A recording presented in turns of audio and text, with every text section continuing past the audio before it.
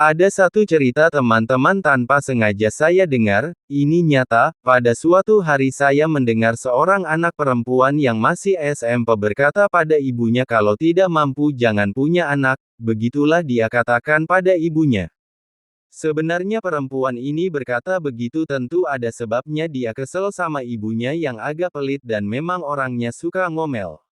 Tapi seketika itu ibunya diam dan pergi setelah mendengar perkataan anaknya itu, seolah dia seorang ibu yang kalem.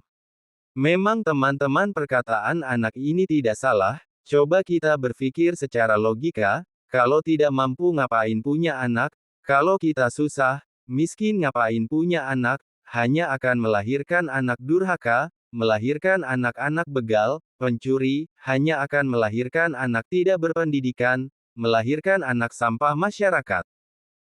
Tapi sayang teman-teman kita tinggal di Indonesia yang sudah terlanjur didoktrin anak durhaka, maka anak perempuan itu adalah anak durhaka karena mengatakan pada ibunya kalau enggak mampu jangan punya anak. Gimana menurut kalian teman-teman, durhaka apa tidak?